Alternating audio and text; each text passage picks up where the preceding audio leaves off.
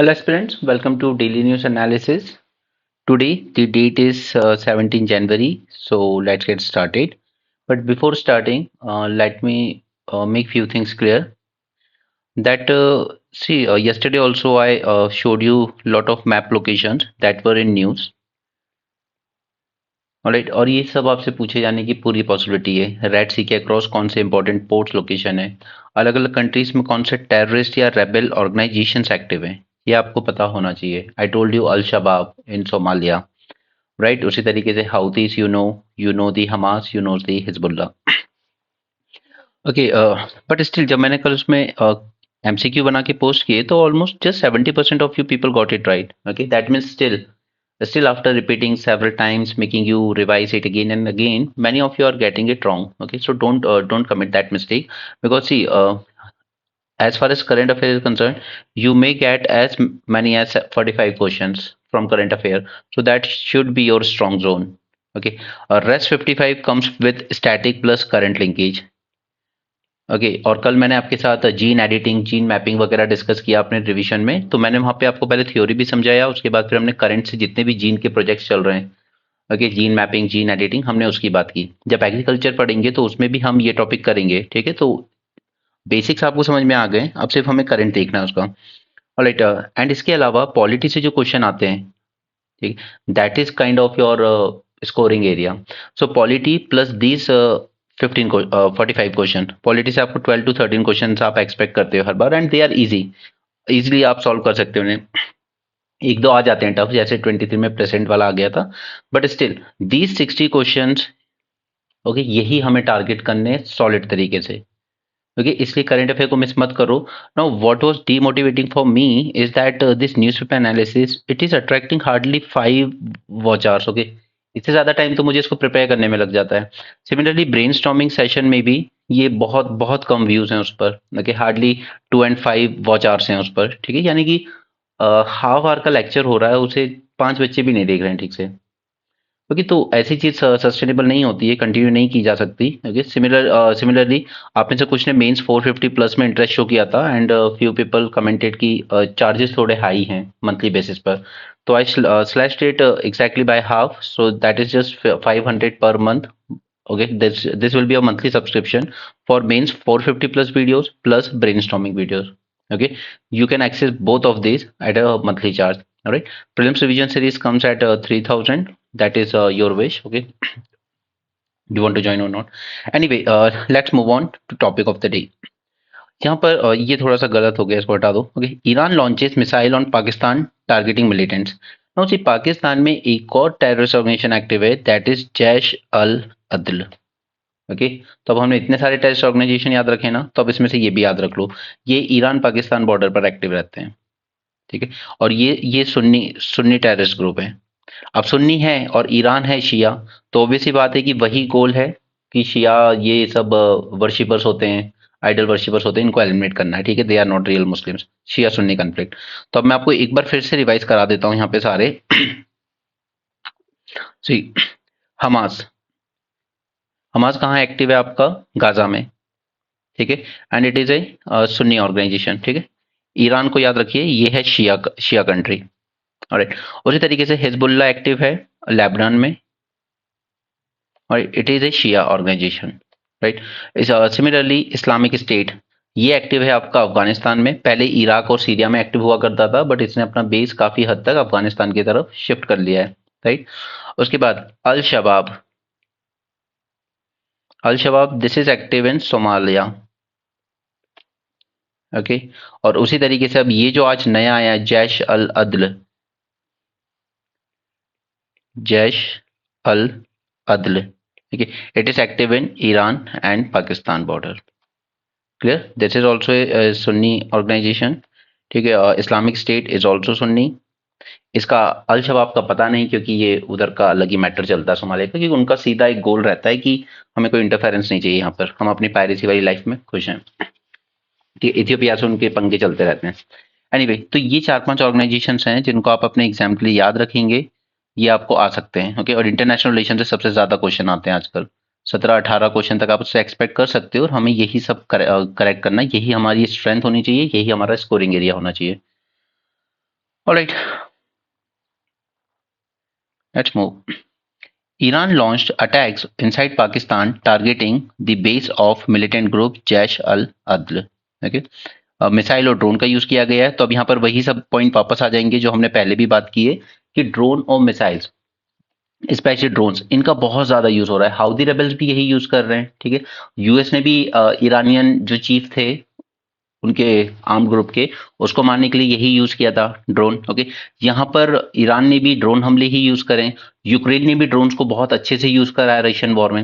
Okay, तो ये जो वॉरफेयर का पैटर्न चेंज हो रहा है ना, अब इसीलिए हम लोग क्या है कि हमारा डीआरडीओ जो है वो ज्यादा फोकस करता है ड्रोन रिसर्च पर।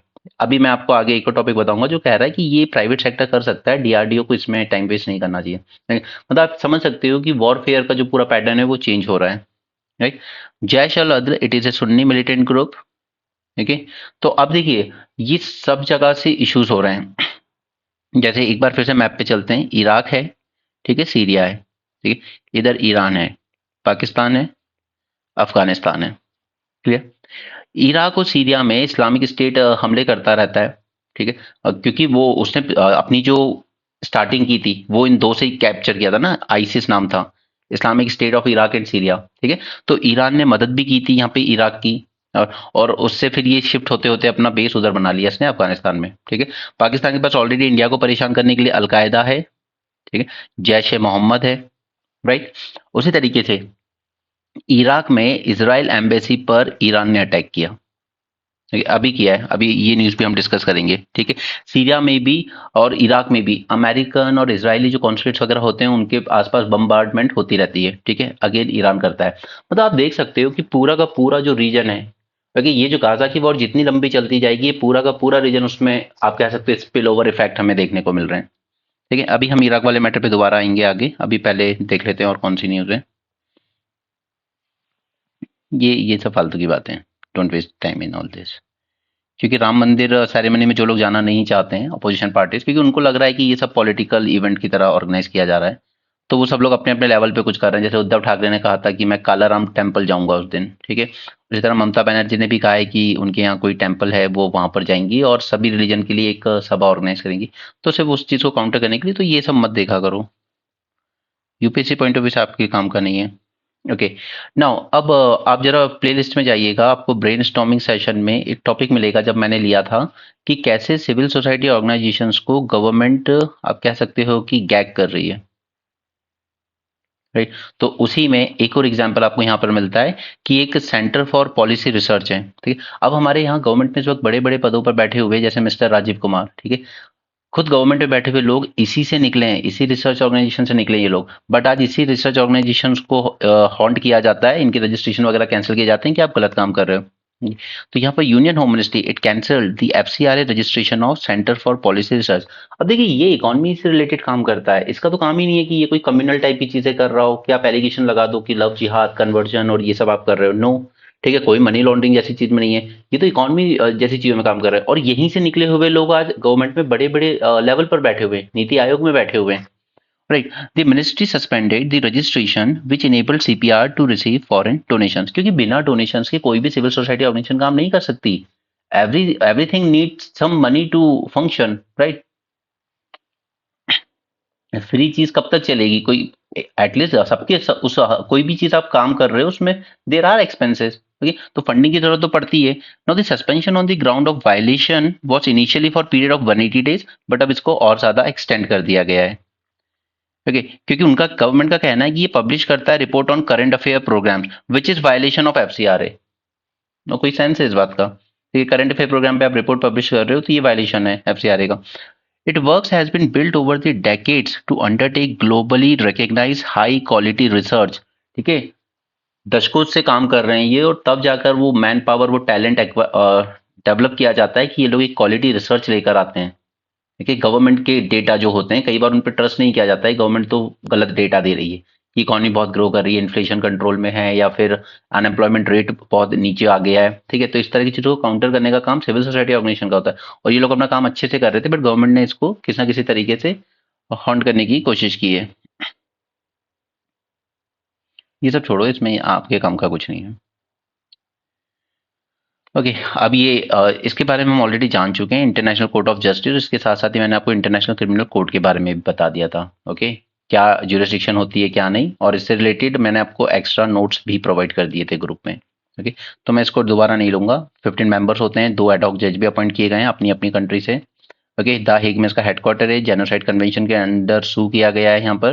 ठीक है, और मैंने आपको एक इंपॉर्टेंट पॉइंट एम्फेसाइज किया था जो प्रीलिम्स में आपको कंफ्यूज कर सकता है कि सिर्फ अटैक हुए हैं, लोग मारे गए हैं, इतना बताना काफी नहीं है। You have to prove that this country was having genocidal intent. Okay, ये प्रूव करना होगा आपको कि इनके इंटेंट ही जेनोसाइड करने के थे। ऑलराइट, बांग्लादेश को रिलेटेड बात है, यहाँ पे इलेक्शंस अभी भी कई कंट्रीज एक्सेप्ट नहीं कर रही हैं, specially USA, UK and even overall UN भी। ठीक है, वो कह रहा है कि नहीं, यहाँ पर गलत हुआ है। ये ऑपोजिशन इलेक्शन बॉयकॉट करने की बात करता है, वो कहता है कि केयर टेकर गवर्नमेंट बनाइए, ठीक है, और वो इलेक्शन कराएगी। ठीक है, हम ये रूलिंग गवर्नमेंट पे डिपेंड नहीं कर सकते। तो ये प्रोविजन ये लोग लाए थे पहले 1994 में। ठीक है, इसको बाद में इन लोगों ने 2009 के आसपास, 2009 और 7 ऐसा ही कुछ था। ठीक है, हम पहले डिस्कस कर चुके हैं इसको डिटेल में। तो वहां पर इन्होंने प्रोविजन हटा दिया केयर टेकर, क्योंकि जो केयर टेकर गवर्नमेंट बनाई गई थी ना, वो रूलिंग पार्टी और जो अपोजिशन पार्टी, उनके ही पॉलिटिकल लीडर्स को अरेस्ट करने लगी थी। ओके, और अपना टर्म टेन्योर जो था जितने मंथ का, उसको एक्सटेंड करने लगी थी। तो लगा कि ये तो और ज्यादा रिस्की हो जाएगा। नहीं, पाकिस्तान में भी यही कंसेप्ट चलता है केयर टेकर गवर्नमेंट का, पर इंडिया में ऐसा कुछ नहीं चलता। ऑलराइट, तो ये जो खालिदा जिया थी, जो फॉर्मर प्राइम मिनिस्टर रही हैं पहले, is imprison under allegations of corruption, boycotted the polls demanding the election be held under neutral caretaker government। Okay, but ये जो केयरटेकर गवर्नमेंट का कंसेप्ट था, इसे 2009 में रिपील कर दिया गया। There were allegations of electoral manipulation, irregularities, and violence, drawing criticism from International Election Observation Mission। अब इनकी बात करें मिस शेख हसीना की, तो इनके टाइम पे बांग्लादेश ने अच्छी प्रोग्रेस की है। इनकी जीडीपी की ग्रोथ रेट देखिए 7.1। ओके, जीडीपी $400 बिलियन क्रॉस कर गई, पाकिस्तान से ज्यादा है ये। ओके, स्ट्रेटेजिकली लोकेटेड है, क्योंकि सभी country, China, India, Russia, US, they all want influence in over Bangladesh. Okay, as it's closest neighbour which share historical, economic, social and cultural linkage, हमारा बायलैटरल ट्रेड है इसके साथ $15 बिलियन। ठीक है, चाइना का इससे ज्यादा है 2, बट हमारा इसके साथ बायलैटरल ट्रेड है $15 बिलियन। सभी जगह पे इन्वेस्ट किया है हमने, काउंटर टेररिज्म में भी कॉपरेट कर रहे हैं, एनर्जी सेक्टर में इन्वेस्ट किया हुआ है। ठीक है, अडानी ग्रुप ने किया है, रिलायंस ने टेलीकॉम में किया हुआ है। ठीक है, रिवर शेयरिंग, वाटर एटसेट्रा।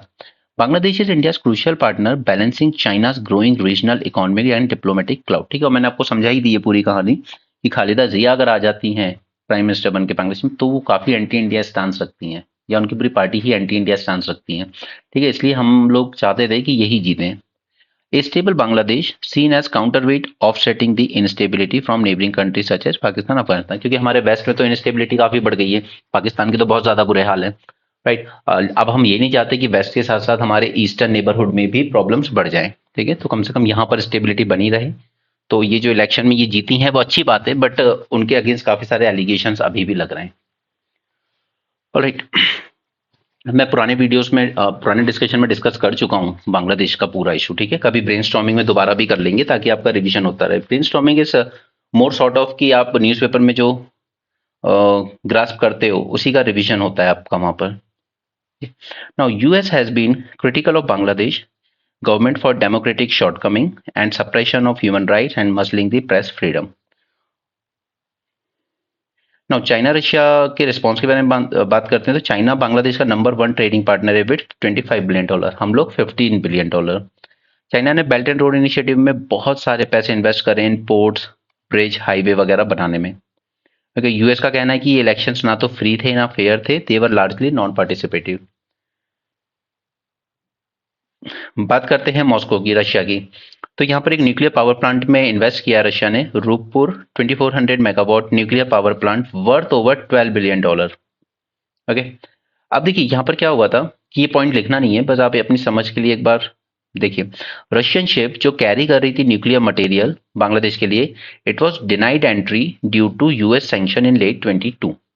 फिर इंडिया ने इंटरवीन किया, उसने रिसीव किया ये कार्गो और ट्रांसपोर्ट किया via road to construction site in Bangladesh. Okay, so ये रिलेशनशिप दिखाता है इंडिया बांग्लादेश की। अब देखिए बांग्लादेश की स्ट्रेंथ है उसकी गारमेंट इंडस्ट्री, काफी सारा एक्सपोर्ट करता है वो यूएस और यूरोप में। ठीक है, और सस्ता भी बनता है उसके यहाँ। तो फॉरेन एक्सचेंज अर्निंग बहुत अच्छी होती है। बट अब अगर कोई भी रिस्ट्रिक्शन लगाते हैं यूरोपियन यूनियन और यूएस बांग्लादेश पर ये इलेक्शन की वजह से, तो ये उनके लिए एक सीरियस चैलेंज होगा, उनकी इकोनॉमी को क्रिपल कर सकता है ये। ऑलरेडी बांग्लादेश में प्रॉब्लम है, surging living cost, triggering protest, soaring energy import prices, diminishing dollar reserves and weakening local currency. Okay, तो कोविड के बाद से जो सप्लाई चेन डिस्ट्रप्शन हुए उस वजह से बांग्लादेश में महंगाई काफी बढ़ी है। ओके, बात करते हैं ताइवान की। तो ताइवान आपको पता है कि यहाँ पर जो प्रो डेमोक्रेसी लीडर थे, okay, he won the election. तो कहीं ना कहीं ताइवान की जनता चाइना से डरी नहीं। ओके, चाइना जो मेनलैंड चाइना है उसने काफी प्रोवोकेटरी टाइप की स्टेटमेंट देता था। ठीक है, क्योंकि यहाँ पे सिस्टम चलता है वन नेशन और टू सिस्टम। ठीक है, यानी मेनलैंड चाइना में तो कम्युनिज्म चलता है और यहाँ पर चलता है आपका डेमोक्रेसी।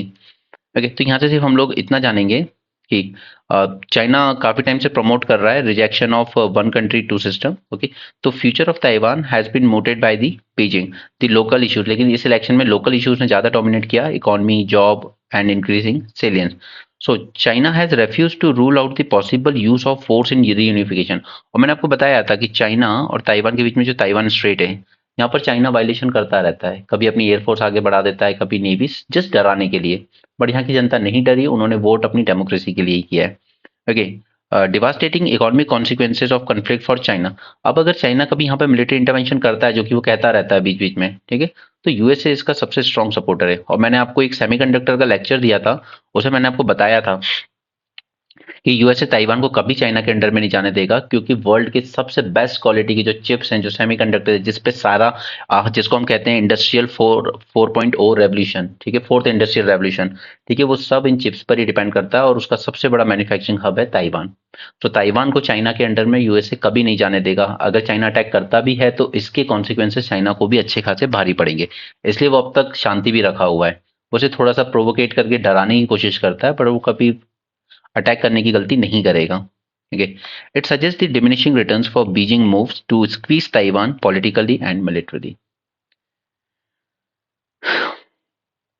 अब देखिए, जो वोल्फ वॉरियर वगैरह होते हैं ना, ये बस वही है, जैसा मैंने आपको सोशल मीडिया के कंटेक्स्ट में बताया था कि सोशल मीडिया में लोग चला रहे हैं बॉयकॉट बॉयकॉट मॉलडीव्स, राइट। उसी तरीके से हमने क्या चलाया था, I stand with Putin.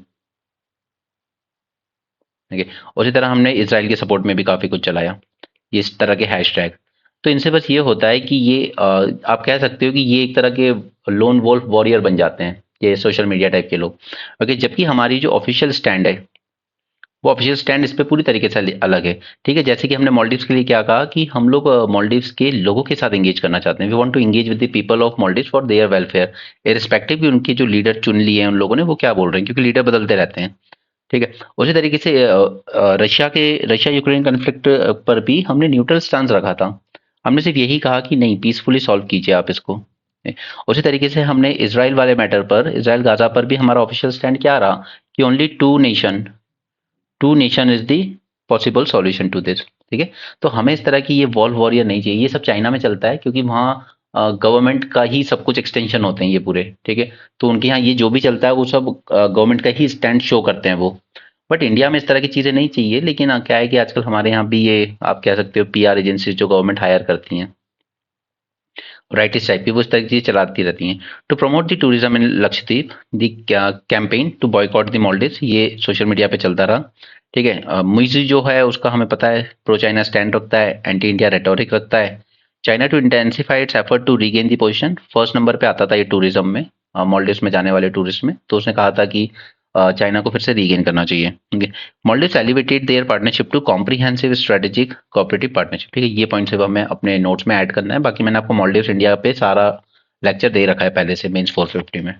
Okay, Muizzu has requested India to remove its military personnel. ठीक है, हाइड्रोलॉजिकल शिप्स को भी रिमूव करने की बात की है। कोलंबो सिक्योरिटी कॉन्क्लेव हुआ था, उसमें आया ही नहीं था वो। ठीक है, उसके बाद उसने अपनी पहली विजिट टर्की कर ली और दूसरी चाइना में कर ली, राइट। उसके बाद फिर ये जो इन लोगों ने इंसल्ट किया प्राइम मिनिस्टर को पोस्ट करके, वो अलग। ठीक है, तो देखिए अब जरूरत तो इंडिया को भी मॉलडीव्स की है। क्यों? एक तो मैरीटाइम नेबर है, काफी स्ट्रेटेजिक लोकेशन पे है, जहां से हमारा इतना सारा ट्रेड पास होता है। तो हमें वहां पर एक ऐसी कंट्री नहीं चाहिए जो इंडिया के अगेंस्ट स्टांस रखती हो। ठीक है, और मालदीव्स ने पहले भी प्रो इंडिया पोजीशन ली है ऑर्गेनाइजेशन ऑफ इस्लामिक कोऑपरेशन में। मैंने आपको बताया था ऑर्गेनाइजेशन इस्लामिक कोऑपरेशन, ठीक है, जहां पर पाकिस्तान ने कभी इंडिया की एंट्री नहीं होने दी, डेस्पाइट कि India has third largest Muslim population in the world. Okay, तो इस्लामिक कंट्री, इस्लामिक इतने सारे मुस्लिम्स होते हुए भी इंडिया को कभी यहाँ पर एंट्री नहीं होने दी पाकिस्तान ने, ठीक है। पाकिस्तान हर साल यहाँ से रेजोल्यूशन पास करवा देता है अगेंस्ट दी कश्मीर इशू, और टर्की यहाँ पर हमेशा पाकिस्तान के सपोर्ट में रहता है, ओके, क्योंकि उसको लगता है कि कश्मीर पाकिस्तान का ही होना चाहिए। एंटी माइक्रोबियल रिसर्च इन एंटीबॉडीज वगैरह की वजह से होती है, इस पे ऑलरेडी हम बहुत डिस्कशन कर चुके हैं न्यूज़पेपर एनालिसिस में, ठीक है। इस पे मैंने पहले सोचा था मैं ब्रेनस्टॉर्मिंग इस पे आपको सेशन दूंगा, बट वो उतने में भी नहीं हो पाएगा, बहुत बड़ा टॉपिक है। इसको हम मेंस 450 में इसका एक सेपरेट वीडियो आपको 1-2 दिन के अंदर मिल जाएगा, ठीक है। एंटी माइक्रोबियल रेजिस्टेंस टॉपिक आपके मेंस के लिए बहुत इंपॉर्टेंट है, ठीक है। मेक श्योर कि आप इसको अच्छे से तैयार कर लें। Okay, more than 70% of the patients were given at least 1 dose of antibiotics. हमारे यहाँ बहुत ओवर कंजम्पशन होता है एंटीबायोटिक्स का, ठीक है, इस वजह से रेजिस्टेंस डेवलप कर जाते हैं ये लोग। Now understanding 10th schedule, just a second guys.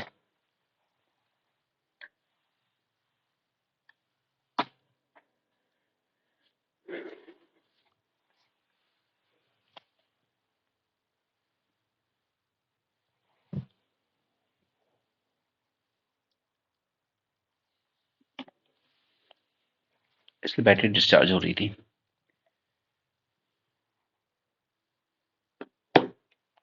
Okay, 10th schedule.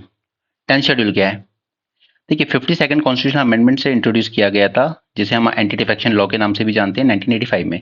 क्यों? क्योंकि वो एक कल्चर चल पड़ा था, आया राम गया राम, ठीक है। एक एक दिन में 3-3 बार पॉलिटिकल पार्टी चेंज कर लेते थे लोग, सुबह कांग्रेस में थे, रात को किसी और में, फिर किसी और में।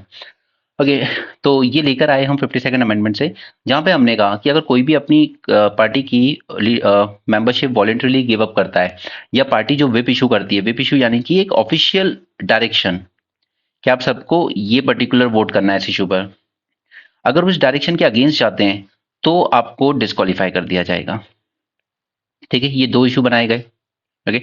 और राजीव गांधी सरकार थी उस टाइम, और उन्होंने कहा भी कि this amendment is first step towards cleaning the politics, okay. क्योंकि अगर देखिए विप से बाइंड नहीं करेंगे वोटिंग को मेंबर्स की, तो फिर वो दूसरी पार्टियां पैसा देती रहेंगी कि हमारे फेवर में वोटिंग कर देना इस इशू पर, राइट। तो उस चीज को क्लीन करने के लिए ये पहला स्टेप लिया गया था। अब देखिए, या तो वॉलेंटरी गिव अप कर दी हो उस इंसान ने मेंबरशिप, ठीक है, या फिर वो वोट कर गया हो against the instruction of party, instruction of the party यानी कि व्हिप, ठीक है। इसके लिए एक मेंबर अपॉइंट किया जाता है हर पॉलिटिकल पार्टी की तरफ से। अब 2 कंसेप्ट जानिए, political party and legislature party, दोनों में फर्क क्या है? देखिए, पॉलिटिकल पार्टी में पूरा जो ऑर्गेनाइजेशन होगा ना पार्टी का, वो सब आ जाएगा, एवरीथिंग, सारे लोग आ जाएंगे पार्टी के। बट जब हम लेजिस्लेचर पार्टी कह रहे हैं, तो लेजिस्लेचर पार्टी में से वो आएंगे जो एमपी का इलेक्शन जीत के बैठे हुए हैं वहां पर, राइट, ठीक है, या एमएलए बन के बैठे हुए हैं लेजिस्लेचर में, क्लियर। पॉलिटिकल पार्टी की जब हम बात करें तो उसमें सारे मेंबर आ जाएंगे उस पार्टी में, चाहे वो चुनाव हारे हों या जीते हों, ठीक है, लेकिन वो पार्टी के अगर एक इंपॉर्टेंट पार्ट है तो। जैसे सपोज कीजिए कि जैसे दिग्विजय सिंह है, अब सपोज करिए कि वो चुनाव तो हार गए, तो वो लेजिस्लेचर पार्टी का पार्ट नहीं कहलाएंगे, लेकिन पार्टी के एक इंपॉर्टेंट पर्सन है, ठीक है, एक्टिविटीज में एक्टिव भी रहते हैं, तो पॉलिटिकल पार्टी का पार्ट तो है वो, ठीक है, और लेजिस्लेचर पार्टी का नहीं है। लेजिस्लेचर पार्टी में से वो आएंगे जो इलेक्शन जीत के वहां पर बैठे हुए हैं लेजिस्लेचर में या पार्लियामेंट में, ठीक है।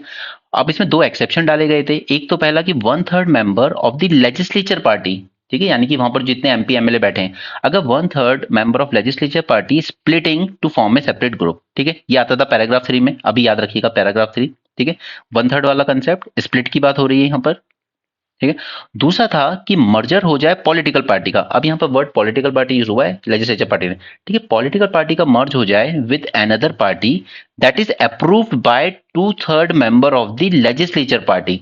यानी कि एक पॉलिटिकल पार्टी सपोज उसके अंदर जितने भी लोग हैं उनके अंदर की बात है, ठीक है, उसके उसमें वो लोग कहें कि यार हमें तो मर्ज होना है दूसरी पार्टी के साथ, ठीक है, तो आप बस जो एमपी आपके जीत के गए हैं ना, या कोई स्टेट है तो उसमें आपकी पार्टी से जितने एमएलए जीत के गए ना, इन एमएलए में से 2/3 का कंसेंट ले लीजिए कि हाँ हम मर्जर के लिए तैयार हैं, okay. This is called as para 4, clear. अब ये जो पैरा 3 था ना, इसको बाद में डिलीट कर दिया गया अटल जी के टाइम।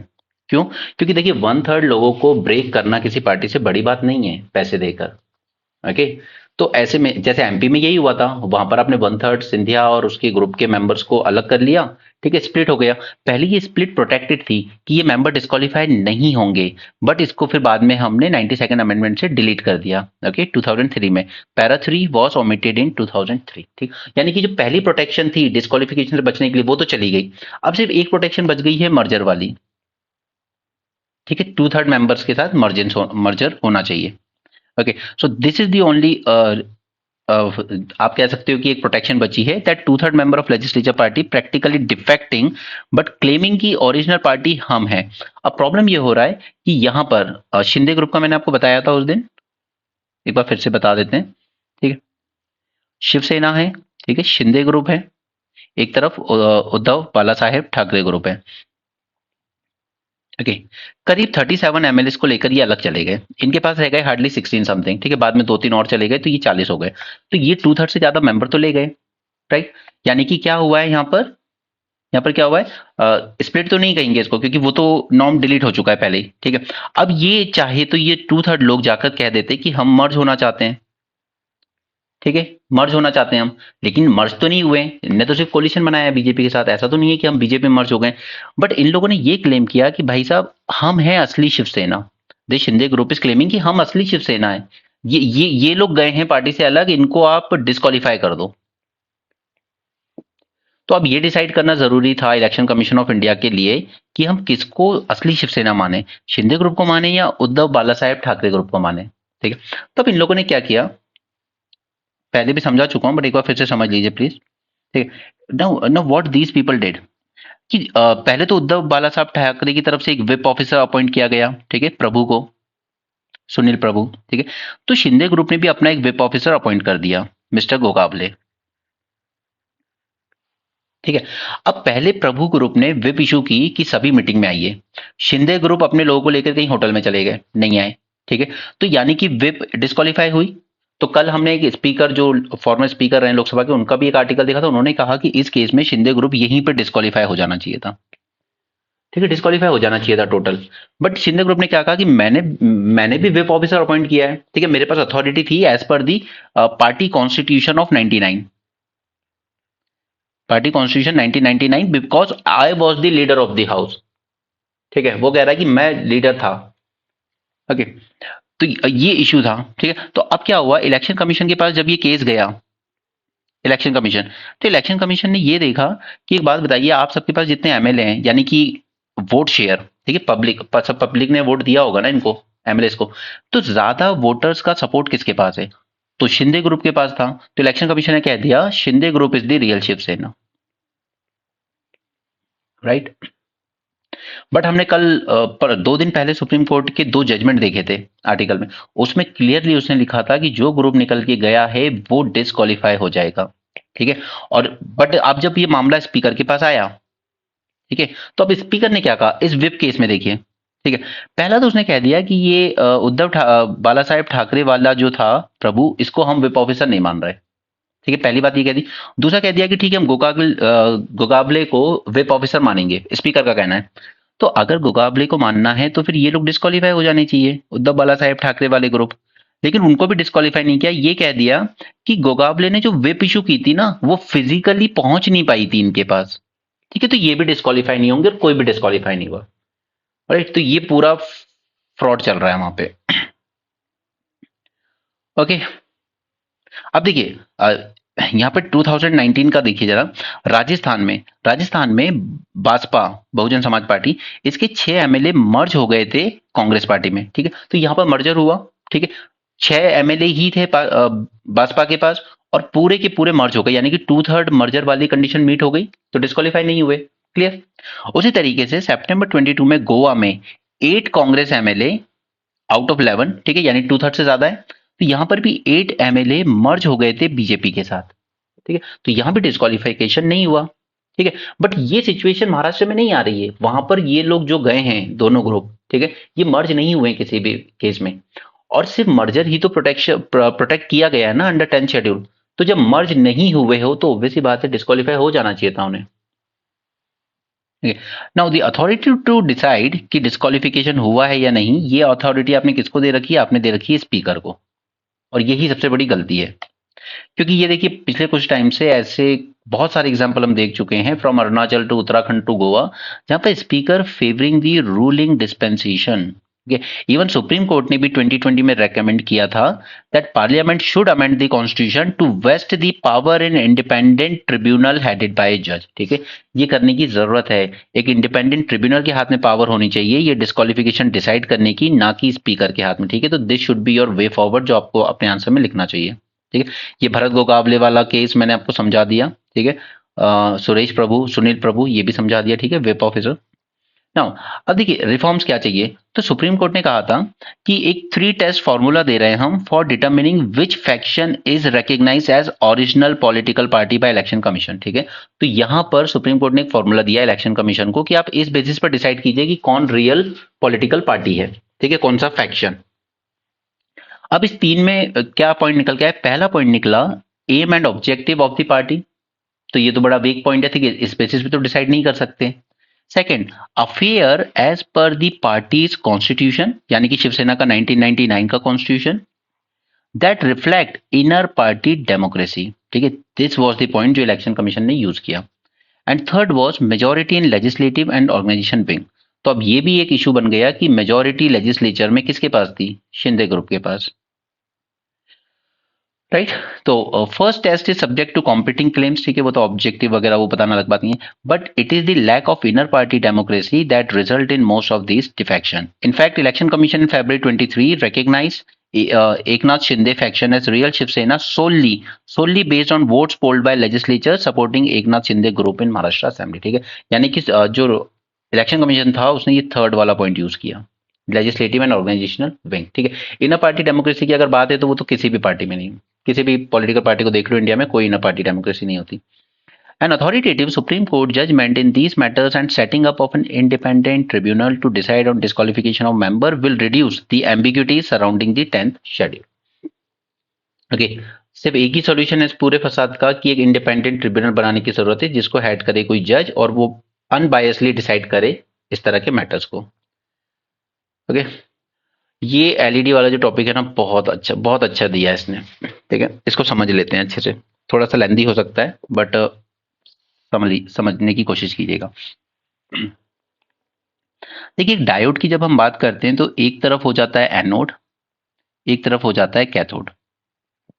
ठीक है, दोनों एक दूसरे कम्युनिकेट कैसे करते हैं, इलेक्ट्रॉन्स फ्लो होते हैं इधर से उधर। राइट, नाउ डायोड का प्राइमरी पर्पस क्या है, it allow the current to flow in one direction. Okay, एक तरफ से दूसरी तरफ किसी भी एक डायरेक्शन में जाएगी। ठीक है, it achieve this using PN junction. तो अब हमें समझना है इस पीएन जंक्शन को, ये क्या है। Okay, now see PN junction जो है वो दो मटेरियल से मिलके बनेगा। एक होता है पी टाइप मटेरियल जिसे हम कहेंगे होल्स, दूसरा होता है एन टाइप मटेरियल जिसे हम कहेंगे प्राइमरीली इलेक्ट्रॉन्स। ठीक है, तो आप मान सकते हो कि नीचे समझते हैं। ठीक है, एक तरफ पी टाइप है, एक तरफ है एन टाइप। नाउ सपोज यहां पे इलेक्ट्रॉन्स हैं एन टाइप में और पी टाइप में क्या है, होल्स। नाउ दैट इलेक्ट्रॉन्स के बारे में हमें पता है they carry the negative charge. ठीक है, और होल डिनोट करता है एक place in an atom where there could be an electron but isn't. ठीक है, तो इलेक्ट्रॉन नेगेटिव चार्ज कैरी करेगा। ठीक है, होल एक जगह है atom with in the atom जहां पे इलेक्ट्रॉन होना चाहिए था या हो सकता है बट है नहीं। क्लियर, ये समझ में आया। इलेक्ट्रॉन हो सकता है वहां पर बट नहीं रहता है। A hole is in electron place holder but without the electron so it has positive charge. ठीक है, अब क्योंकि होल यहाँ पर खाली है तो यहाँ पर कुछ भी नहीं है, यानी कि एक पॉजिटिव चार्ज है। ठीक, अब पॉजिटिव नेगेटिव हो गए तो कम्युनिकेट करेंगे आपस में। ठीक है, now electrons can pass easily from the N type material to the P type material but can't go the other way. ठीक, तो इलेक्ट्रॉन अब यहां से इधर तो जा सकता है। ठीक है, N type P type material में। ठीक है, इस डायरेक्शन में फ्लो कर सकता है इलेक्ट्रॉन, लेकिन अदर वे नहीं आ सकता।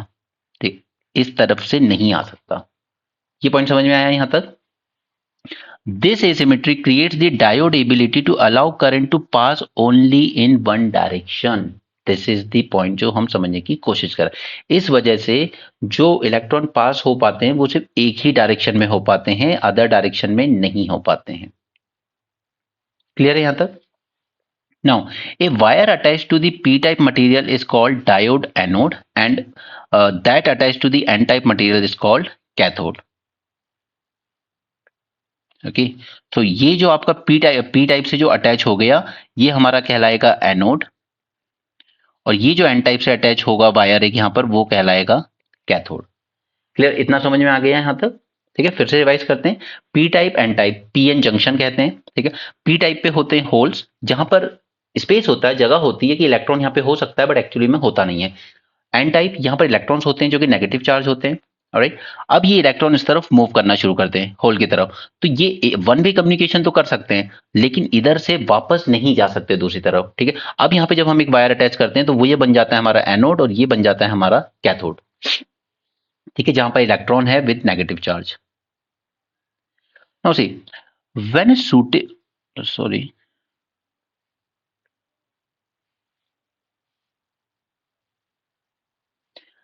when a suitable voltage is applied across the diode, more electrons flow from n side to the p side. जब हम इलेक्ट्रिक करंट अप्लाई करेंगे, वोल्टेज देंगे, तो और ज्यादा इलेक्ट्रॉन्स फ्लो करना शुरू हो जाएंगे from the n side to p side, implying an electric current flowing from the p side to n side. देखिए, अब देखिए ये इलेक्ट्रॉन मूव करना शुरू हो गए इधर साइड से, और हमें क्या, अब यहां पर जाके जब ये इस पे सिंक करेंगे तो एक करंट जनरेट होगी, और हमें क्या दिखेगा कि जो करंट है वो इस तरफ फ्लो हो रही है। ठीक है, यानी कि आप शॉर्ट में याद रख सकते हो कि जिस तरफ इलेक्ट्रॉन जा रहे होंगे उसके अपोजिट डायरेक्शन में हमें ऐसा दिखेगा कि करंट फ्लो हो रही है। ठीक है, अभी हम एलईडी बल्ब्स को समझने की कोशिश करें, हमें जिस डायरेक्शन में इलेक्ट्रॉन जा रहे होंगे उसके अपोजिट डायरेक्शन में हमें दिखेगा करंट फ्लो होते हुए। But if the voltage is reverse, अब अगर मैं वोल्टेज को रिवर्स कर दूं तो this current won't flow in the opposite direction. That is why इसको हम कह रहे हैं कि डायोड। ठीक है, इस तरीके से फंक्शन करता है पूरा। When an electron meets and occupies a hole, जब इलेक्ट्रॉन गया एक होल में गया, ठीक है, it occupies a hole, it releases energy into its surrounding. ठीक है, अब इसने एनर्जी रिलीज तो कर दी। Now if the frequency of this energy, अब जो एनर्जी रिलीज हुई है उसकी फ्रीक्वेंसी क्या है उस पर मैटर करता है। तो अब जो frequency of this energy is in visible part, हमने इलेक्ट्रोमैग्नेटिक स्पेक्ट्रम वगैरह हम जानते हैं ना पूरा, okay, visible, ultraviolet rays, infrared, X ray, gamma rays and so on. ठीक है, तो अब जरूरी ये हो जाता है कि ये जो एनर्जी रिलीज हुई है इसकी फ्रीक्वेंसी विजिबल जो बैंड होता है, जो विजिबल पार्ट वाला बैंड होता है, उसकी रेंज में रहे। ठीक है, the frequency of this energy is in visible part of the electromagnetic spectrum, the diode will be seen to emit the light. ठीक है, क्योंकि जब ये फ्रीक्वेंसी विजिबल पार्ट में रहेगी तभी तो हमें दिखाई देगी ना, वरना कैसे दिखाई देगी, राइट? इंफ्रारेड वेव्स होती हैं तो क्या हम उसे नेकेड आइज से देख सकते हैं, अपनी आंखों से नहीं देख सकते, क्योंकि वो विजिबल स्पेक्ट्रम में नहीं है। ये तो जरूरी है कि ये जो फ्रीक्वेंसी रिलीज हो रही है यहाँ पर, ठीक है, इलेक्ट्रॉन्स के ट्रेवल होने के बाद जो एनर्जी जनरेट हो रही है, ये फ्रीक्वेंसी हमारी होना जरूरी है in the visible part of electromagnetic band, right? Now इसी प्रोसेस को कहते हैं electroluminescence. The energy of A wave is proportional to its frequency. Okay, so making sure कि visible light releases a certain amount of energy, not more not less, and this is possible to achieve thanks to band gap. Now see, electroluminescence समझ में आ गया यहाँ पे process. अब जो energy release हो रही है इस वेव की, ठीक है, दिस एनर्जी, ठीक है, it is proportional to frequency. Okay, so हमें सिर्फ ये इंश्योर करना है कि ये जो फ्रीक्वेंसी है वो कहां पर हो, विजिबल बैंड में हो। ओके, यानी कि ये जो डायोड है ये उतनी ही एनर्जी रिलीज करें जितनी की विजिबल होने के लिए जरूरी है, ना तो कम करें ना ज्यादा करें, और ये अचीव किया जाता है बैंड गैप के थ्रू। तो अब ये बैंड गैप क्या है ये भी जान लेते हैं। First thing you should remember this point that no two electrons can occupy the same energy level at the same time. This is one important point you should remember. ठीक है, दो इलेक्ट्रॉन एक ही वक्त पर एक ही एनर्जी लेवल को occupy नहीं कर सकते। ठीक है, और हमेशा हर इलेक्ट्रॉन प्रेफर करता है to occupy the lowest available energy level. ठीक है, जो सबसे लो लेवल होगा ना, ताकि सब, अब ह्यूमन बीइंग भी कि हम वो काम करना पसंद करते हैं ना सबसे जिसमें कम एनर्जी लगे। ठीक है, तो जो सबसे लो एनर्जी लेवल होगा ना उसको ऑक्यूपाई करने की कोशिश करते हैं इलेक्ट्रॉन्स। ओके, बट अगर सपोज कि वो लेवल कोई और ले चुका है, ठीक है, तो they will occupy the next available level, यानी कि नेक्स्ट वाला। Okay, sometimes they can acquire more energy and tear free from their atoms and flow around the material. अब क्या है कि इसको ऊपर के लेवल पे जाने के लिए एनर्जी की जरूरत पड़ेगी, तो बाहर से एनर्जी देनी पड़ेगी। अब कई बार इसको इतनी ज्यादा एनर्जी मिल जाती है कि एकदम फ्री फ्लो होके निकल जाता है, ठीक है, मटेरियल के अराउंड घूमने। ओके, इसी को कहते हैं इलेक्ट्रिक कंडक्टर। ओके, जब उसको इतनी एनर्जी मिल गई कि वो इतना फ्री हो गया है कि वो उसकी मटेरियल के सराउंडिंग में घूमने लगा है, तभी हम कहते हैं कि अब ये मटेरियल वर्क कर रहा है एज अ कंडक्टर, ठीक है। अदरवाइज, और अगर नहीं वर्क कर रहा है तो उसको क्या कहते हैं हम, insulator. These electron can acquire such extra energy when the electric field is applied. The field will accelerate the electrons and energize them, and electrons will be kicked from the lower to higher energy level. Okay, अब कुछ materials में ये energy gap रहता है। Okay, और इसी gap को हम लोग कहते हैं band gap, right. This is the reason why electrons in these materials can't conduct an electric current unless they receive a minimum amount of energy, that is the energy required to jump from this gap, and this gap is called the band gap.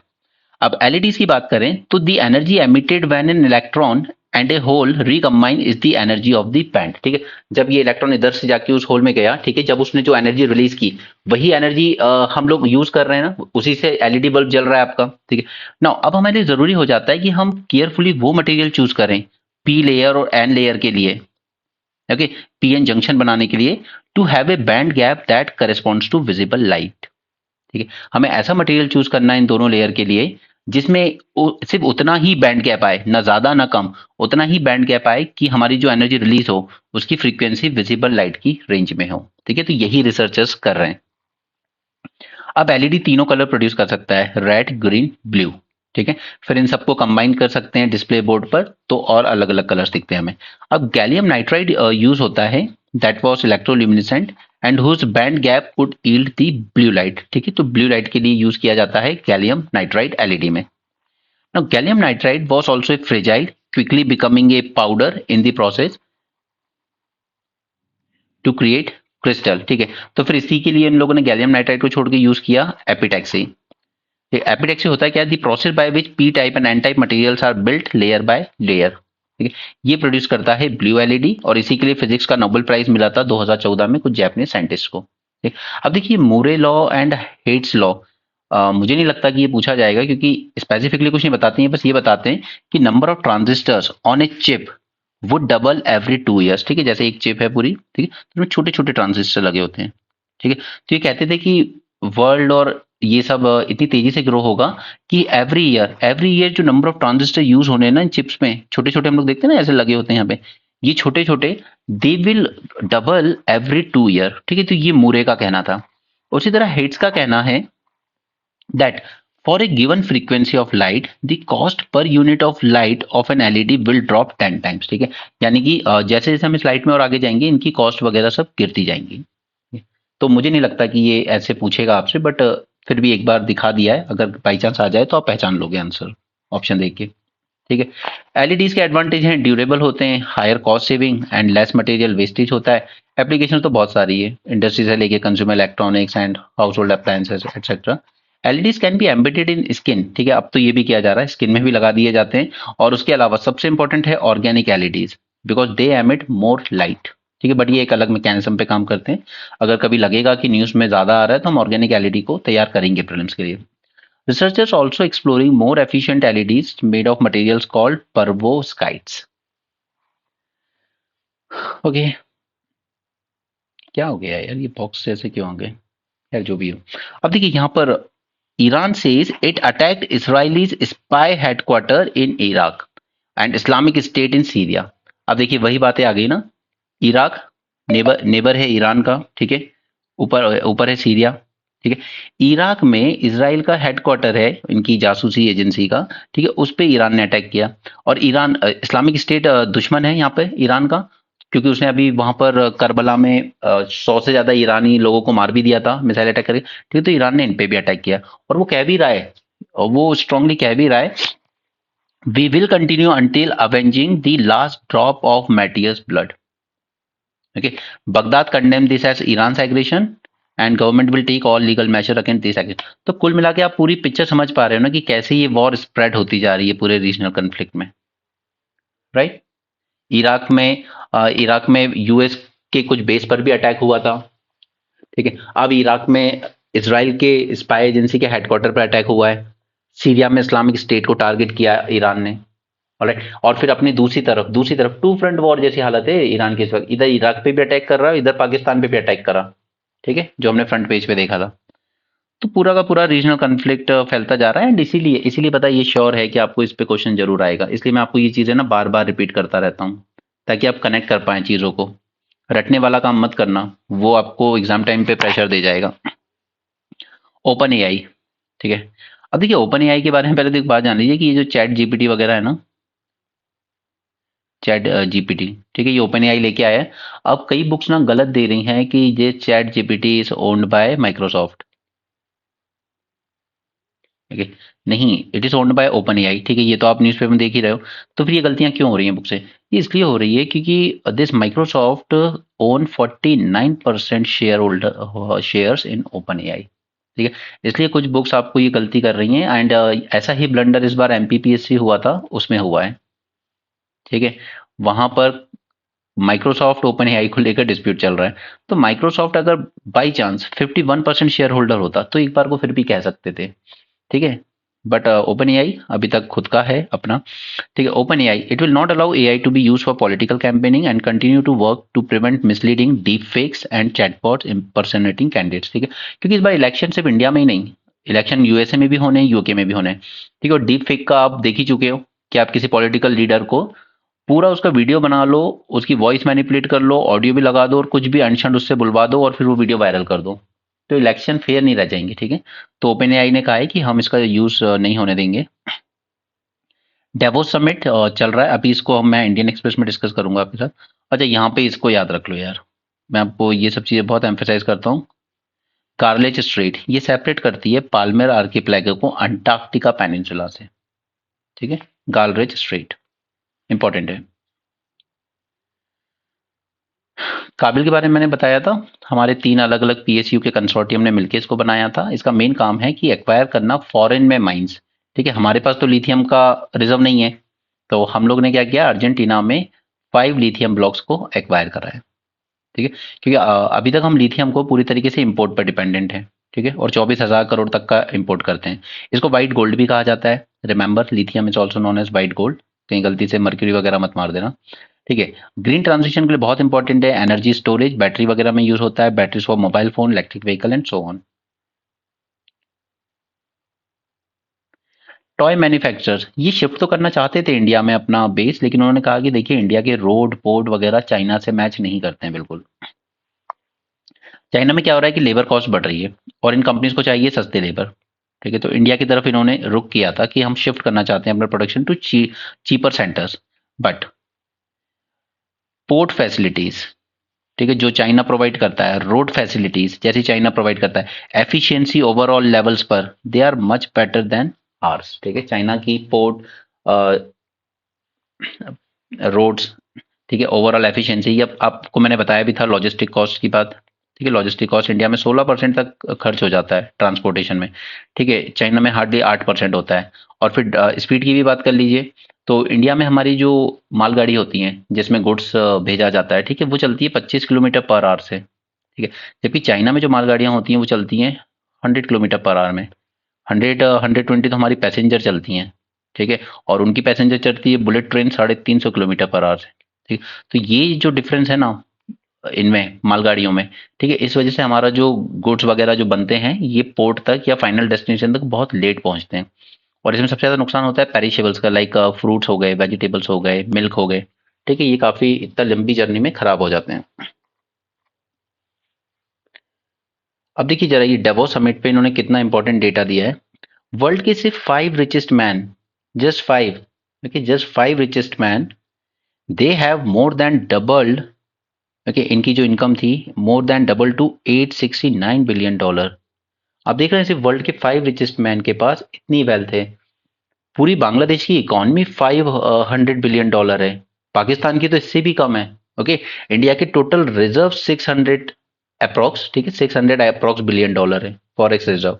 And these 5 richest man have their wealth 869 billion dollar, ठीक है। और सबसे important बात यह है कि 2020 में corona आने के बाद ये डबल हुई है इनकी वेल्थ। यानी आप पहले कह सकते हो कि 450 बिलियन डॉलर के पास रही होगी 2020 में, ये डबल होके 869 बिलियन डॉलर की हो गई है। ओके, जबकि 5 billion people have become poorer. और ये इंडिया में हुआ है। अडानी ग्रुप के एसेट्स बहुत बड़े हैं कोरोना आने के बाद। और सिर्फ अडानी ग्रुप ही नहीं, जितनी भी कंपनीज इन्वॉल्व थी इन चीज़ों में, और उन सबके एसेट्स बढ़े हैं। बट पब्लिक की इनकम, अगर आम आदमी की इनकम देखेंगे तो नहीं बढ़ी है। ओके, तो ये कुछ अच्छा डेटा था वो, जस्ट वर्ल्ड के 5 रिचेस्ट मैन कितना होल्ड करते हैं। Okay, Indian express. जो कॉमन टॉपिक होंगे उनको स्किप कर देंगे हम, एडवर्टाइजमेंट ज़्यादा है। Now Iran hit target in Iraq Syria, वो सब हमने देख लिया ऑलरेडी। यहाँ पर अब देखिए, किम, आई डोंट नो ये बॉक्स कैसे खराब हो गया आज। Anyway, sorry for that, I will make sure next time नहीं हो। Kim warns of war, call for south Korea to be seen as primary folk, ठीक है। तो अब इसको भी मस्ती चढ़ रही है कि हम भी साउथ कोरिया पे अटैक कर सकते हैं, ठीक है। इधर चाइना ने फिलीपींस को वॉर्न किया है, don't play with the fire. और मैंने आपको फिलीपींस का एंगल बताया था, इनका साउथ चाइना सी को लेकर डिस्प्यूट चलता रहता है और चाइना यहाँ पर इसको वॉर्न कर रहा है, ठीक है। और फिलीपींस को इतनी हिम्मत कहाँ से आ रही है? फिलीपींस को आ रही है क्योंकि ये यूएसए का एक अनऑफिशियल एलाई है। ओके, हाँ, ये हमारे लिए इंपॉर्टेंट न्यूज़ है एक। Okay, defence upgrade road map, apex body led by PM या ministry of defence science technology. अब देखिए यहाँ पर सबसे पहले एक बॉडी बनाई जाएगी अलग से जिसका नाम होगा defence technology council, okay, DTC. इसको हेड कौन करेगा? It will be chaired by prime minister with defence minister and national security adviser, that is Ajit Doval as the vice president, ठीक है। तो ये तो इसका कॉम्पोजिशन हो गया। इसके अलावा यहाँ पर प्रिंसिपल साइंटिफिक एडवाइजर होंगे along with 3 service chiefs and their vice chiefs, ठीक है। अभी आगे और देखना है इसमें, डीटीसी। अब ये सब किसने रेकमेंड किया है? तो ये रेकमेंड किया है, एक कमेटी बनाई गई थी, Vijay Raghavan panel. It was set up by the government last year to review the functioning of DRDO. Alright, now क्योंकि डीआरडीओ के साथ सबसे बड़ा इशू है डिले का, ठीक है। इसके प्रोजेक्ट्स डिले बहुत होते हैं, हमें तेजस बनाने में 30 साल लग गए। There was concern because 23 out of 55 mission mode projects could not be completed in time, ठीक है। ये डीआरडीओ का सबसे बड़ा फेलियर रहता है हर बार। The practice of seeking multiple extension defeats the very purpose of the project taken itself. The persistent alterations in design specifications, ठीक है, ये रीजंस हैं कि क्यों डिले होते हैं। कभी कई बार डिजाइन में कुछ चेंज करना है हमें, delay in completing user trials, trials अभी पूरे नहीं हुए, या फिर सप्लाई ऑर्डर्स, जो हमने सप्लाई के लिए ऑर्डर दिया था पार्ट्स के लिए, वो टाइम पे नहीं मिला है हमें, ठीक है। तो ये सब रीजन देता है डिले के लिए। रिफ्रेन फ्रॉम इन्वॉल्विंग इटसेल्फ, ये इन्होंने डीआरडीओ कहा है कि देखिए आप पहली बात तो कि इन चीजों में मत पड़िए, जैसे प्रोडक्ट प्रोडक्ट का मार्केटिंग वगैरह करनी है, ठीक है, प्रोडक्शन साइकिल या प्रोडक्ट मैनेजमेंट, ये सब टास्क आपके नहीं है। आप लिमिटेड रखिए अपने आप को सिर्फ रिसर्च एंड डेवलपमेंट से, ठीक है। उसका प्रोडक्टाइजेशन करना या कमर्शियलाइजेशन करना, ये सब आपका काम नहीं है, वो प्राइवेट सेक्टर कर लेगा, ठीक है। वो प्राइवेट सेक्टर भी छोड़ दीजिए, आप सिर्फ रिसर्च एंड डेवलपमेंट, टेक्नोलॉजी वगैरह डेवलप करने पे ध्यान दीजिए। Defense Technology Council, headed by Prime Minister, would play a pivotal role in identifying the right player for specific defense technologies. Okay. Now, the creation of a separate department under Defense Ministry, ये एक अलग department बनाने की भी बात कर रहे हैं डिफेंस मिनिस्ट्री के अंडर में, जिसका नाम होगा department of defence science technology and innovation, ठीक है। तो ये एक अलग से डिपार्टमेंट बनाया जाएगा, हेडेड बाय ए टेक्नोक्रेट, ठीक है। ना प्राइम मिनिस्टर ना कोई ऑफिसर, कोई नहीं, एक स्पेशलिस्ट, एक टेक्नोक्रेट ही इसको हेड करेगा। It will also serve as the secretariat for defence tech council. ये जो प्राइम मिनिस्टर काउंसिल हेड करेंगे ना, उसका सेक्रेटेरिएट की तरह भी काम कर सकता है डिपार्टमेंट। ओके, आगे चलते हैं। हम्म, अब देखिए दो दो तीन चीजें साथ साथ हो रही हैं। एक तो डेवोस में सबमिट हो रहा है, इसको चेंज करते हैं। एक तो डेवोस में सबमिट हो रहा है, जो कि आप कह सकते हो कि रिच एंड डेवलप कंट्रीज का समिट है प्राइमरीली, उसी तरीके से नैम समिट भी हो रहा है और G77 समिट भी हो रहा है साथ साथ, ठीक है, जो कि मोस्टली क्या है, डेवलपिंग कंट्रीज का समिट कह सकते हो जैसे आप, ठीक है। Now this week Davos, NAM and G7 ये होगा कंपाला उगांडा में, ठीक है। तो डेवोस में मिलेंगी हमें वर्ल्ड की रिच एंड पावरफुल कंट्रीज, ठीक है। Under privileged one will be in Kampala and both were dealing with the structural changes in the international system, ठीक है, जो चेंजेस में आ रहे हैं।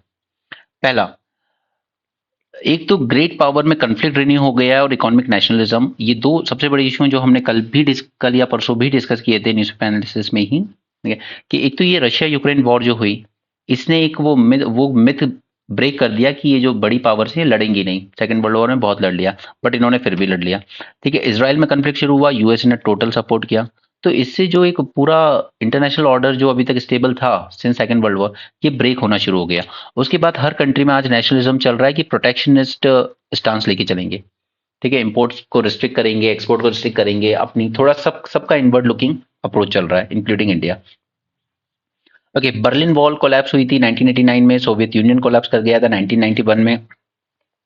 तो इसके बाद से जो कोल्ड वॉर चल रही थी ना, हमारे कैंप में आइए या हमारे कैंप में आइए, एटलीस्ट ये एंड हो गया था and there was relative harmony within the great powers, okay, constellation dominated by US, okay, and world का सिर्फ एक ही पिलर रह गया, यूएसएसआर ब्रेक हो गया था।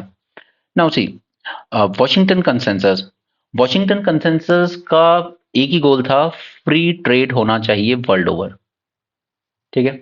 या यहाँ तक कि ये जो करेंसी मैनिपुलेशन वगैरह हो रहा है, ये भी फ्री छोड़ दो मार्केट पर ही, कि आपकी फॉरेन एक्सचेंज करेंसी ये सब कैसे डिसाइड होंगी, मार्केट पे छोड़ दो, हमने भी छोड़ रखा है मार्केट पे, ठीक है? तो Washington consensus heralded an era marked by free movement of capital, goods, services, labour across the border, ठीक है।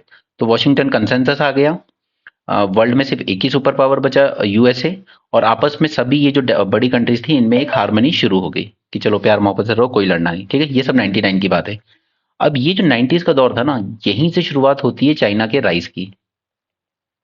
शुरुआत 80s में हो गई थी, बट 90s में आके वर्ल्ड ने नोटिस करना शुरू कर दिया कि now a new power is rising, that is China. By 2010 इसने अपने आप को स्टैब्लिश कर दिया, now I am your main rival, USA का मेन राइवल चाइना बन गया, और रशिया थोड़ा सा आप कह सकते हो कि छोटा ब्रदर बन गया चाइना का, ठीक है। अब यूक्रेन वॉर शुरू होने के बाद रशिया चाइना का अलायंस बहुत ज्यादा स्ट्रांग हो गया है, ठीक है। Russia militarily, China militarily plus economically, ठीक है, और यूएसए मिलिटरली इकोनॉमिकली हर तरीके से आगे वो। Now markets and efficiency were the new mantras, new political ideas of global governance, ये सब इमर्ज होना शुरू हुए after collapse of Soviet Union, ठीक है।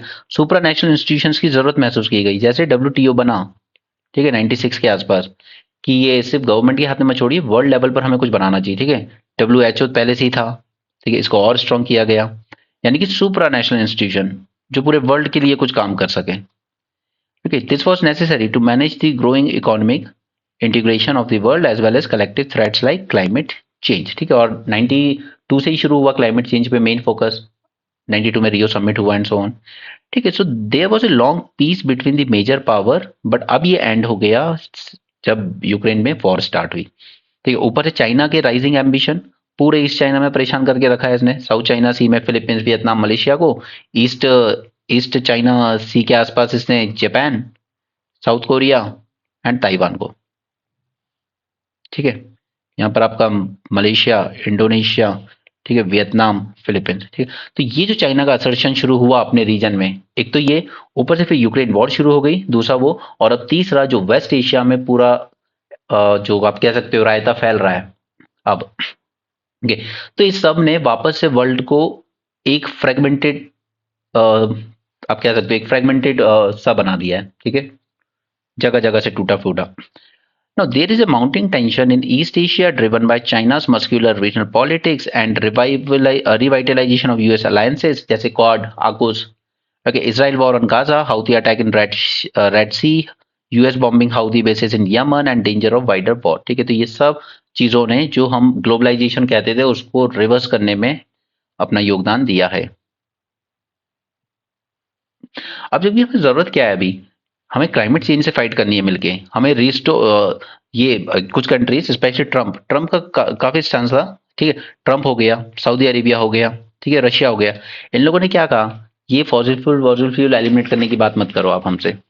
ठीक है, ट्रम्प तो क्लाइमेट चेंज को सीरियसली लेता ही नहीं था, और उसके जीतने के चांसेस भी हैं इस बार अच्छे खासे। ठीक है, तो ये सब चेंज हो रहा है। लिमिटिंग इमिग्रेशन, ठीक है, सभी कंट्रीज कह रही हैं कि नहीं हम अपने यहाँ माइग्रेंट्स को अलाउ नहीं करेंगे।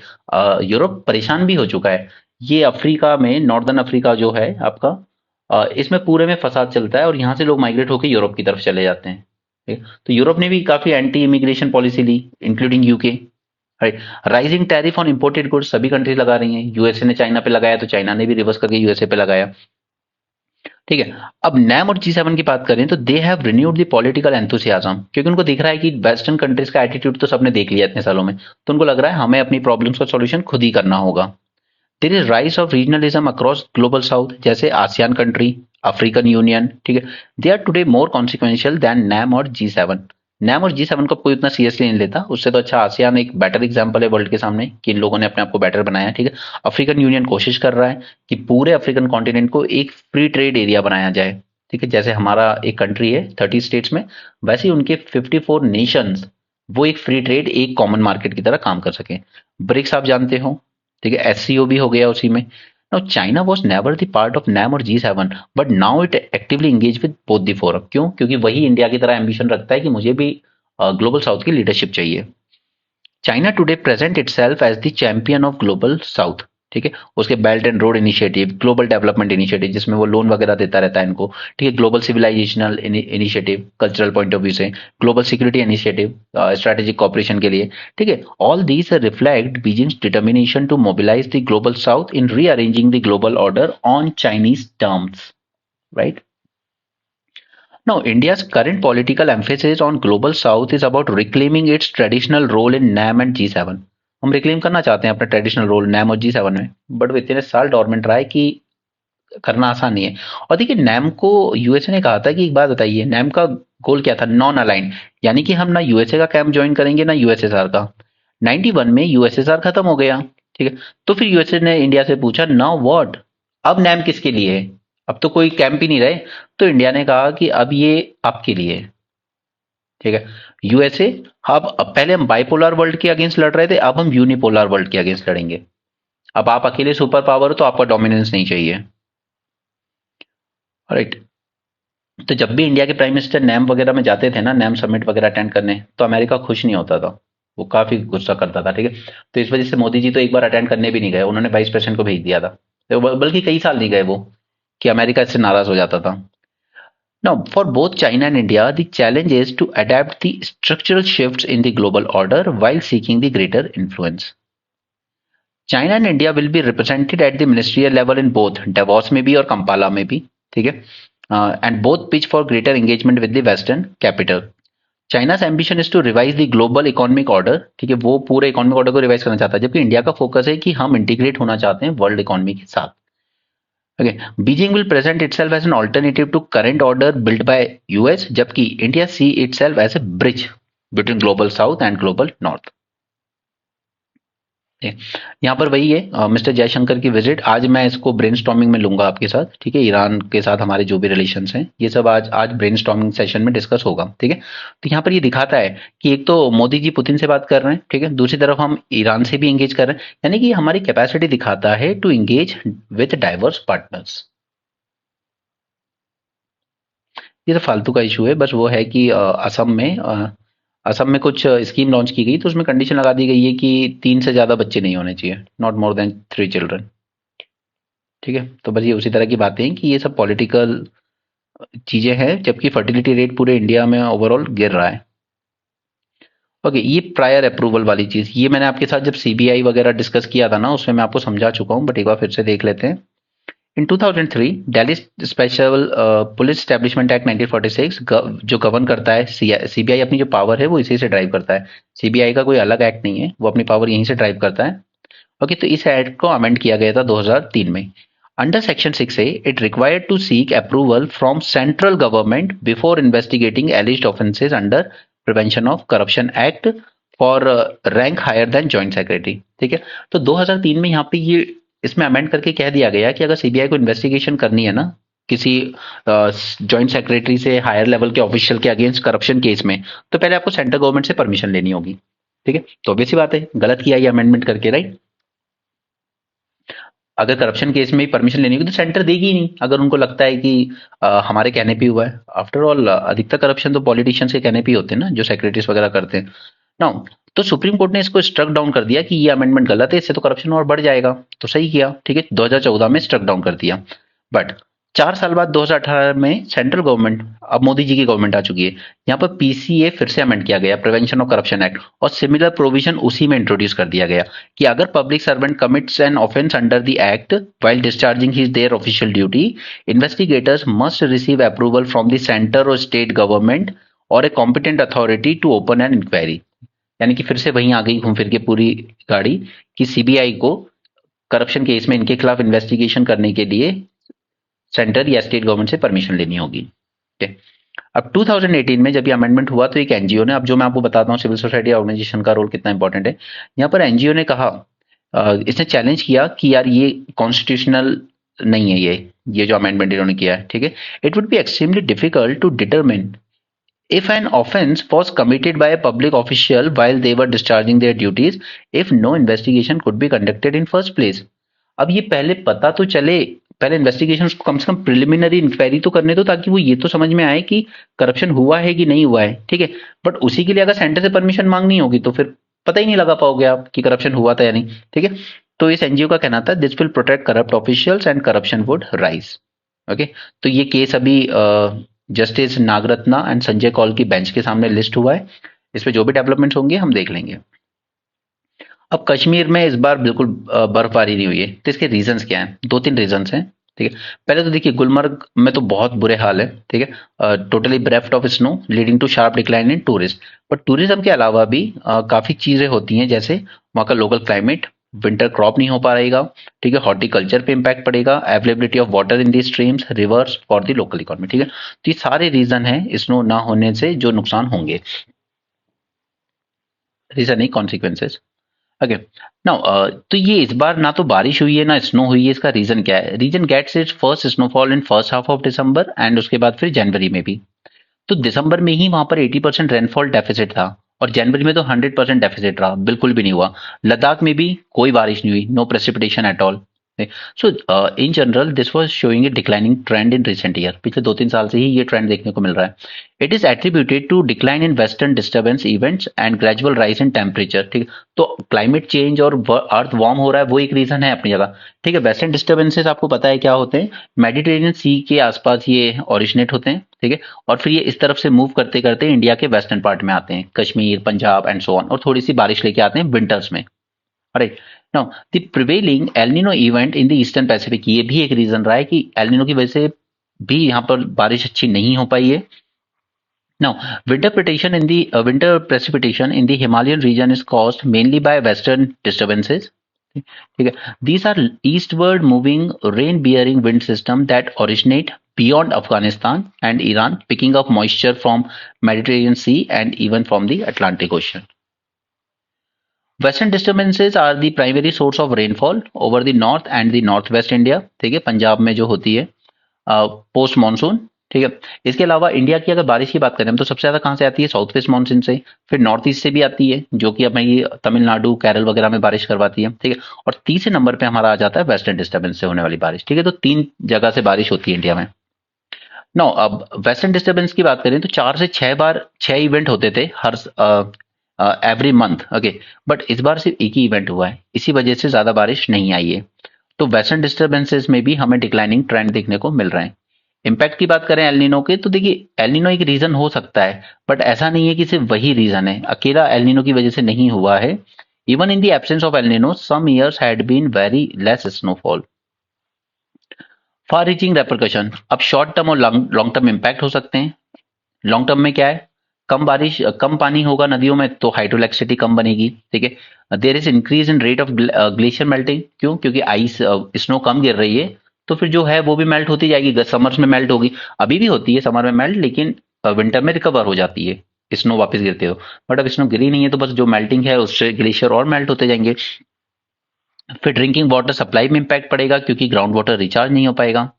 शॉर्ट टर्म में फॉरेस्ट फायर के इंसिडेंट देखने को मिलेंगे, एग्रीकल्चर ड्रॉट देखने को मिलेगा, ड्रॉप इन क्रॉप प्रोडक्शन देखने को मिलेगा। Source of steady moisture to this soil मिलता था जो विंटर स्नो से, वो कम मिलेगा। तो वैसे बात है कि हॉर्टिकल्चर, एप्पल, सैफरॉन, इन सब पे इम्पैक्ट देखने को मिलेगा। ओके, आई थिंक बाकी सब चीज़ें स्पोर्ट्स की हैं। देखिए इकोनॉमी में ऐसा कुछ है नहीं, हम देख चुके हैं द हिंदू में। अब देखिए let me except one thing honestly कि मैंने हिंदू डिस्कशन और ये दोनों डिस्कशन साथ में इसलिए लिया बिकॉज यूपीएससी प्रीलिम्स में आपको हेल्प हो सके। बट थोड़ा रिस्पॉन्स पुअर आने की वजह से I accepted with all honesty, I accepted कि आज टुडे अंदर से वो एंथुसियाज्म नहीं है आज। मतलब मैं अभी आपके साथ मैंने जो डिस्कशन किया, मैं अभी भी कह सकता हूँ कि मैंने उतना नहीं किया जितना बेस्ट मैं कर सकता था आपके साथ। ठीक, वो एंथुसियाज्म नीचे चला जाता है व्हेन, क्योंकि मैं जानता हूँ कुछ बच्चों को पसंद आता है डिस्कशन, बट एक वो जो एटीट्यूड होता है ना लोगों को कि अगर कोई चीज़ अच्छी है तो हम बस अपनी ही बेनिफिट के लिए यूज़ करें। We won't share it with anyone, we won't recommend anyone. ठीक है, बट उससे ये होता है कि अगर मैं 5 से 6 घंटे या 2 न्यूज़पेपर कवर करने में दे रहा हूँ और उसमें अगर 5 आवर्स भी वॉच आवर्स नहीं आ रहे हैं तो it's like I am a fool और what. Okay, that is sheer waste of time. So अगर please if it's possible then at least खुद भी रेगुलर देखिए and do share it wherever you can. Okay, otherwise ये चीज़ें sustainable नहीं रह पाएंगी। ठीक है, मैंने कभी नहीं सोचा था, इवन विथ मेंस 450 भी जब मैंने स्टार्ट किया था, आई नेवर थॉट कि I will make it paid at any stage, but due to poor response I have to. Okay, similarly brainstorming भी मैं आपके साथ रेगुलर करवा रहा था, बट उस पर भी 25, 30, 40 व्यूज आ रहे थे। So I thought this is again just like living in fool's paradise. ऐसा नहीं है कि मेरे पास किसी कोचिंग की तरफ से ऑफर नहीं था ज्वाइन करने का, अभी भी है। ओके, बट आई वांटेड कि अपने तरीके से पढ़ाते हैं तो बच्चों में बेटर रिजल्ट देखने को मिलता है, रादर देन कि सामने वाले टास्क दे दें, आपको 12 लेक्चर्स हैं, आपको इतनी चीज़ें पढ़ानी हो जाइए। उसमें इंसान अपना 100% नहीं देता, वो बच्चों में इंप्रूवमेंट देखना नहीं चाहता, वो मॉनिटर नहीं करता।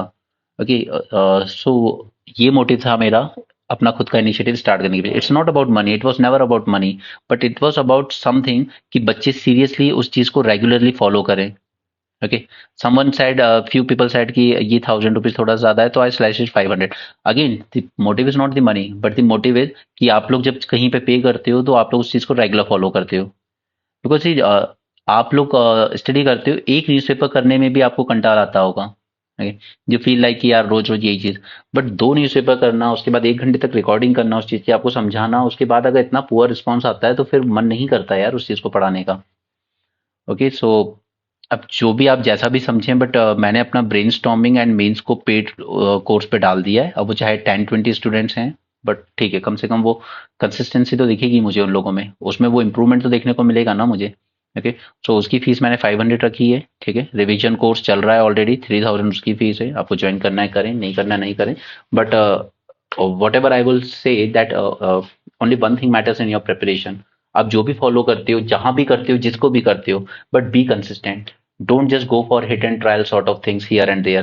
बिकॉज मैं यूट्यूब पे देखता हूँ कई लोग एकदम सिंगल पॉइंट, एक ऐसा इशू जो एक 1 लाइन का फॉर्डर मटेरियल की तरह काम करेगा आपके लिए, जस्ट 1 लाइन फॉर्डर मटेरियल, उस पर 20 मिनट तक आपको वीडियो बना के बेवकूफ बना दिया जाता है, और आप लोग वही सब देख देख के खुश रहते हो, वाह वाह मुझे तो समझ में आ गया। क्या करोगे उसका? वो एक एक लाइन, बस एक मेंस में आंसर में आप 1 लाइनर में यूज कर सकते हो उसको, उसके लिए आप 20 मिनट खराब कर रहे हो किसी का वीडियो देख के। एंड थोड़ा बहुत नहीं यार, मिलियंस ऑफ व्यूज हैं उनके, जस्ट बिकॉज किसी बड़ी कोचिंग से जुड़े हैं तो आपको लग रहा है कि वो बहुत अच्छा करा रहे हैं, बट वो आप मेंस जब दोगे तब रियलाइज करोगे every news is just a fodder material for your mains answer. So रात को ब्रेन स्टॉर्मिंग सेशन होगा, आपको अटेंड करना है तो आप ज्वाइन कर सकते हैं, नहीं करना है that's your choice. So that's it for this session, thanks for joining, have a great day and keep learning.